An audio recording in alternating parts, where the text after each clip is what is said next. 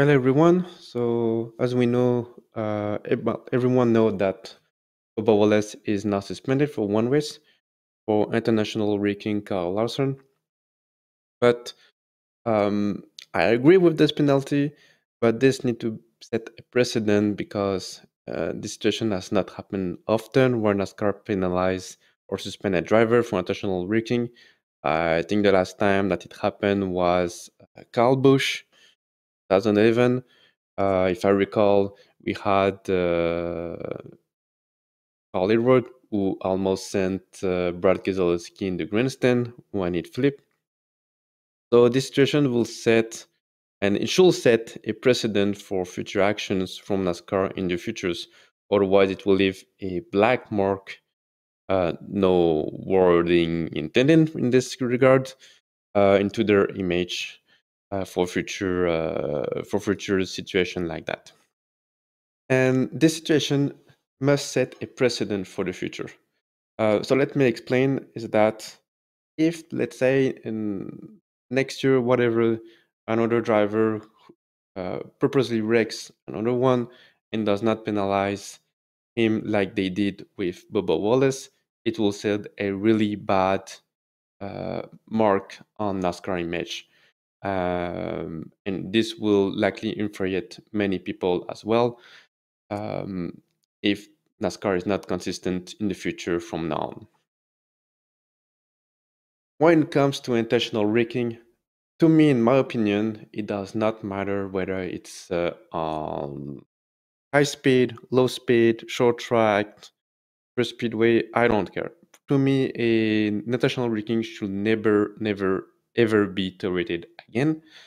And I hope NASCAR will take this seriously and be consistent in the future for that and totally stop this sort of situation happening again. So we'll see, but this is my opinion. And when it comes to the penalty, intentional wrecking should be at least a one race suspension, depending of the gravity of the action that happened. Another thing that should be penalized by NASCAR are the avoidable contacts. And the reason for that is that the reason the drivers they do wreck another driver on purpose because the other driver has done something he didn't like on the track, and so they wreck him as a retaliation. And in order to be fair when it comes to racing, NASCAR must penalize the avoidable contact, which I'll explain soon. What I mean by that, in order to have a fairness of justice when it comes to bad action on the track and to prevent drivers to want to purposely crash into another driver. Because if we recall, the reason that Bubba Wallace has had wrecked Larson is because Larson pushed him into the wall. And that leads to Bubba Wallace to be very angry at Larson. And the situation is not unique. It's not the first time we see this kind of situation.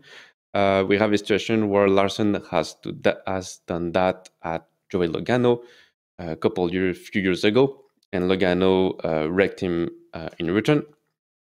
So it's not a unique situation, and that's why avoidable contact needs to be punished as well in order to have some fair justice when it comes to fair racing as well. So what is avoidable contact, but what is also a racing incident? Let's start by racing incident. Let's say, for example, you have driver A on the inside, driver B on the outside. Driver A uh, gets loses control, and wrecked driver B. This is to me a racing incident. Another, for example, about racing incident is, let's say that driver A and driver B decides to wants to go to the same spot and wreck each other accidentally. This is a racing incident to me, and this situation does not deserve a penalty for the person causing an accident because in racing, racing incident will always happen. But what is a unavoidable contact that deserves to be punished?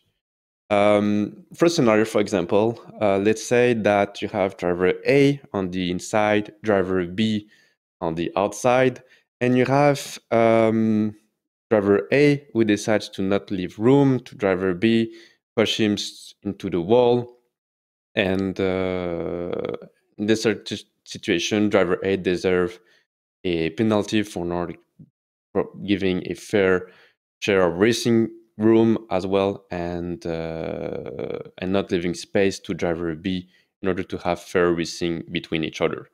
So this is one example. Another example will be driver A is inside, driver B is outside. Then you have a third car, which we call driver C. Driver C decides to dive bomb into a corners. He cannot make the corners. He slide and hits another driver, whether it's driver A, driver B, and wrecks the other drivers in the process. This is an avoidable contact and deserves to be punished in return. Another example, which we can see often, let's say you have driver A that is behind driver B. Driver A decides to bump driver B, whether it's to help him some sort of just decides to just bumping. If driver B in the process gets wrecked, this is an avoidable contact and driver A deserves a penalty for that. So in all these examples, where the driver caused an accident because of, from all these examples, then the driver who caused the accident deserves to receive the stop and go penalty. I said stop and go penalty. It can be another penalty like drive through, whatever. But the driver who caused an accident and makes the other driver angry deserves some sort of penalty in order to have a fair racing overall as much as possible. So now I'm not saying that NASCAR should be exactly like Formula One, but at this point, NASCAR is to me in a turnaround point when it comes to its culture. I mean, the day of the 1970 something where people fight it by wrecking each other on purpose. To me, this era is over, and NASCAR needs to show some professional to be professional. Needs to show that they are professional sports. They need to be taken seriously, and if they want to be taken seriously from in the motorsports industry, they need to show the proper actions about that. Because at this point, one day, if NASCAR does let them whatever the driver wants to do about that, a driver is going to be killed. A official will be killed, or a fan will be killed. I mean, it's just going to be a matter of time. And at this point, it's just doing the best they can to avoid the situation to happen. So, in conclusion, I will say NASCAR is definitely in needs for a culture change. And I have included the avoidable contact. As I said, it's because I think there needs to be a fair share of racing. If someone had ever do an action on the track that could be avoided if he took a better decision, he deserves to be punished. Otherwise, it's just unfair towards the driver who received the consequence from a bad action from another driver. So that's it for today's subject.